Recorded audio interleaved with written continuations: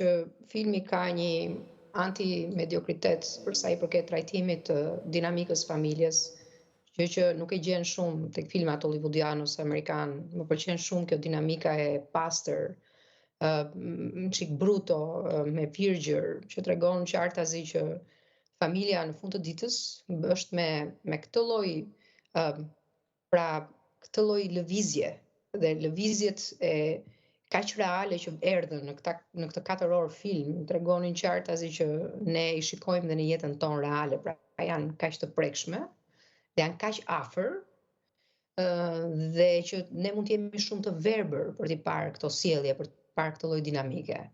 Dhe aty të bën të trondit shumë si film, dhe filmat evropiane kanë këtë, me të drejtën, këtë mesazhin e fortë social përgjithsisht, sepse vinë me kaq, pra nuk kanë këtë populizmin, në këtë pjesën e idealizimit të familjes. Dy kanë qenë filmat që kanë dhënë një shok shumë të madh për familjen, ka qenë American Beauty, që më ka pëlqyer shumë, që kishte pikërisht shokun nga ana tjetër, të krizës së marrëdhënies në familje, dhe ky ka qenë filmi tjetër që jep po aq në mënyrë të vërtet këtë pjesën The Guardian thot, seriali do të rezonoj me adoleshentët e trazuar dhe do të tmerroj prindrit e tyre. Dhe i ka tmerruar, besoj. Prindrit janë ata të cilët nuk është se gjithmonë do gjejnë një mënyrë për të thënë që ata janë të pafajshëm. Prindrit ose njerëzit rregullojnë gjithmonë me veten e tyre.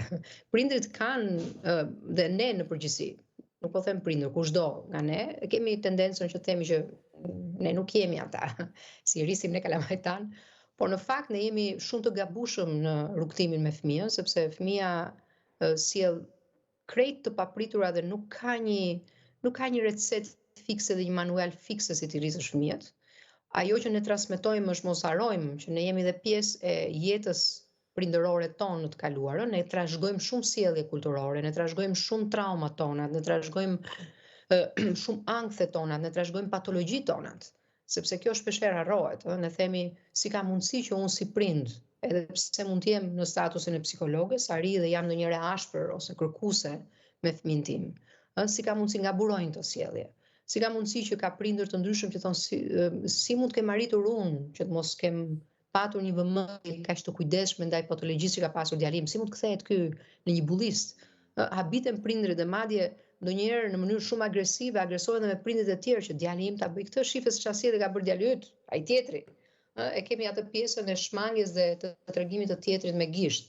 Kështu që ky film në heshtje i la prindrit me gojë habile, shumë prej tyre nuk e kanë parë ende dhe refuzojnë ta shikojnë, sepse refuzimi dhe mohimi dhe mekanizmi i strucit, që e themu vazhdimisht, është një nga mekanizmat që të mban në fjetje, të mban prapë në atë strofkullën për të thënë që shiko se fëmijët e mi nuk i bëjnë këto gjëra. Por në fakt, ky film tu e ka traumën më të madhe, që ti je aty duke dhënë një mesazh shumë të fortë se si një fëmijë mund të duket kaq i pafajshëm, një individ mund ta shfaqë pafajësinë e tij në një mënyrë kaq brillante, ndërkohë ti je në rrezikun më të madh të një patologjie dhe një traume që mbarcet pikërisht nga familja.